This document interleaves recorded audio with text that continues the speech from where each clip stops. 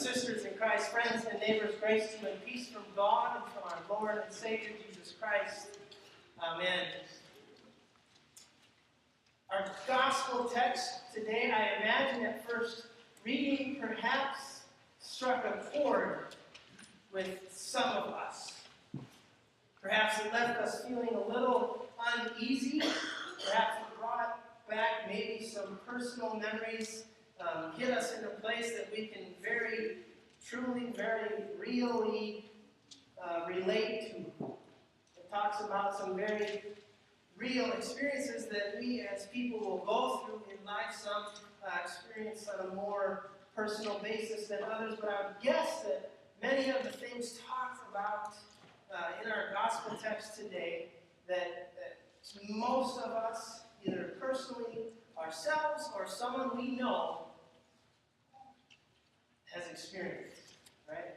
We hear Jesus kind of recounting the things that the ancient texts tell us, how to act, how to be. You've heard that it was said, right? Do not murder, do not commit adultery. The list of things that we are told, you do not do these things. And at first hearing of them, I'm sure that it brought back some very real personal feelings that many of us have. And you're not wrong for that, right? I'm not going to say you're wrong for letting this gospel text hit you in that way. I would be silly to do that, right? I would be discounting your stories as people of God to say that you shouldn't let that happen. But something happens when that is the only way we hear this story. When that is the only way we hear this text. When we only hear this text speaking to the very personal situations that it speaks to, it starts leading us down a slippery slope. Because when we hear these texts in the very literal sense, we start to think it's saying to us that we are not worthy. Or we use it to say someone else is not worthy. Because we start to think of ourselves or someone else as the eye that needs to be gouged out and thrown out, or the hand that needs to be cut off. When we start to look at other people, or we look at ourselves as being unworthy to receive this thing that we receive here in church, and that is God's word and God's love and God's grace for all people. God's grace, that thing that we are all unworthy to receive, but God gives anyways. And it starts to lead us down this slippery slope, because then we start to think, well, I'm not worthy, or the person who's done this thing to me is not worthy. And then we start to see division. Because we start to think, well, they're not worthy, but they're still here, and it starts to discount what happens here in church, and discount what church means, as we heard the kids talk about it. And when we only let it mean and say to us what the very personal feelings might cause to us to hear, we start to look at our neighbor and think, how can they be here? How is this word for them too? Or we think of ourselves, how is this word for me too? Maybe we're thinking, I'm the one that needs to be thrown out. I'm the hand that needs to be cut off. And pretty soon we start to worry more about who it is that's sitting in the pews with us, in front of us, behind us, across the aisle, or 8 miles that way. And we don't worry about what it is that we hear when we come to these pews. Rather than hearing God's word, we start to put together a list of qualifiers for who it is that gets to hear it. And it's a slippery slope, because doing this starts to tear down community. And so it's a hard text to hear, because we think, why is Jesus saying this in the middle of his big sermon? His Sermon on the Mount, where he has his disciples at his feet and the crowd spread out. Why is he saying this? Why is Jesus telling us that some of us are going to be cut off and thrown out? There's a line, there's a half of verse 24 in our gospel text. I told the kids, I taught the kids the new word for today. Jesus says, when you're bringing your gift to the altar, and I read this as, when you're bringing yourself to the church, when you're bringing yourself to hear God's word, First be reconciled to your brother or sister, and then come and bring your gift. To me, that message carries throughout all the other things, all the other warnings, all the other qualifiers, you might say, that Jesus lays out in this gospel text. That message, be reconciled to your brother or sister. Be reconciled to your brother or sister, and then bring your gift. That message carries throughout all of these other warnings that we might find ourselves hearing in this gospel text. And when we hear that, it opens up the meaning of these other texts that the people who choose the lectionary text so wonderfully picked. Because then we start to see a whole message. That Jesus is talking here about the importance of community and building strong community and looking to the people sitting in our pew or in front of us or behind us or across the aisle 8 miles and 7 turns that way. And looking at what it is that they bring to the table as we come to worship God and hear God's word. And then we start to look at the Paul's letter to the Corinthians. Now, Paul writes this letter to a church that is, there is some infighting going on, right?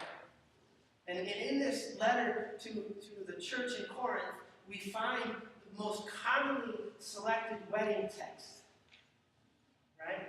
Love is, and we probably all rattle it off, patient, kind, not envious or boastful, not arrogant, not rude, right?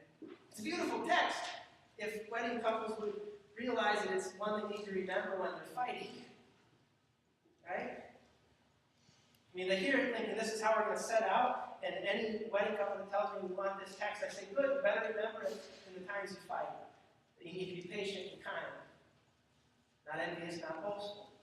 See, Paul writes this letter to a church that's fighting, and they're fighting about who it is and where it is that they come from.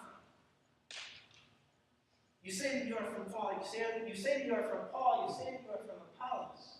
But what does that mean? Why do we have those distinctions? Why do you look at the people here in the church with you and say, you are of Paul or you are of Apollos?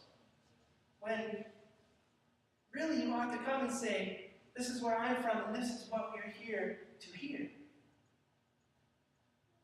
And then and Paul uses this beautiful farming language wonderfully, right? And he talks about the process of a plant growing. He says it was Paul who planted. Paul planted this church. Paul said there is going to be this church that follows this Christ guy. Right? There's going to be this church that worships this Jesus and this love that God has. And so Paul planted a church. And in his letter he says, yes, you have Apollos, but Apollos waters this plant. Now, the farmers in the room, if I plant a plant and water a plant, there's no sun. What happens to my plant? It might grow a little bit, right? But chances are it's not going to grow as best it could. Because it's Paul who planted and Apollos who watered, but it is God who gives growth. So we can fight all we want about whether we're from Paul or Apollos, but if we don't look to God who gives us growth, our plant is nothing. So somewhere in this metaphor is us, this church. I would say it's already been planted. Right? And I think this figuring out where it is that we fall is to say, are we still being watered? Or is God giving us growth?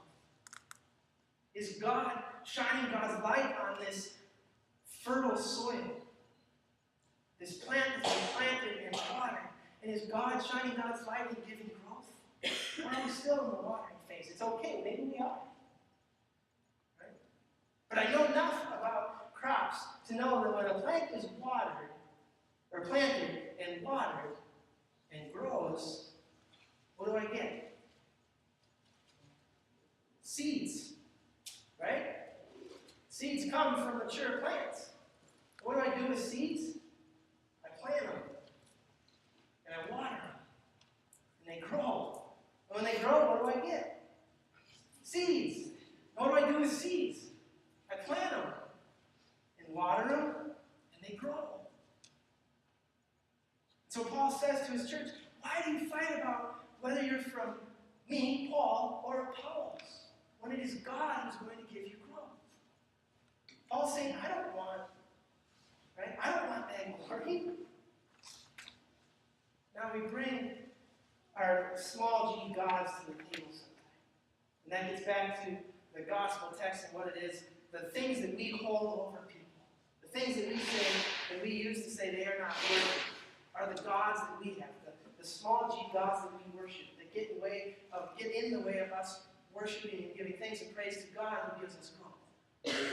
Sometimes it's our money, sometimes it's where we come from, sometimes it's how long we've been here, sometimes it's how loud our voice is.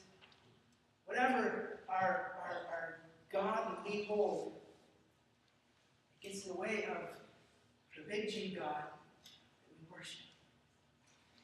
We all come to this place. We all come here looking forward to seeing the church family that sits in the pew in front of us, or behind us, or across the aisle, or 8 miles that way. We are a community. And these things, this urge to determine who it is that's worthy to hear it, gets in the way of that community. It breaks down the community, the bonds that we have built. And we're reminded of that half verse in today's gospel text. Reconcile yourselves to your brother and sister, and then come. Come and be a reconciled people. Okay? The last verse of our reading from Corinthians, for we are God's servants, working together to our God's field, God's building. I mean, the lectionary text hit the nail right on the head for our annual meeting Sunday, right? You are God's people, God's field, God's building. Right? In our first reading from Deuteronomy, choose life so that you and your descendants may live. How many of you can look out and see some of your descendants sitting here? Or see people who you are the descendants of a shared generation before you? Well, technically we all raise our hands on that one. But how many of you look out and see your family, however it is you define that, sitting here with church, in church with you today? Most of us should be raising their hands, right? It was beautiful at Pine Creek. It was Joanne Peterson's 79th birthday. She said, the greatest gift I could ever receive is to be in worship with my family. So this was a really fun question to ask over there because one half of the church was Joanne's family. Right? It was beautiful because she, slightly misty-eyed, looked out and she was sitting there, with her descendants. Kids that look at her and she is their great-grandmother, right? That's what we are as family, that's what we are as church. A place where we come and feel cared for. A place we come and feel loved. A place we come and if there's something that might keep us from being the one who gives care or who gives love, calls us to then reconcile with our brother or sister. Say the mission that we share is far more important than the thing that can keep us apart.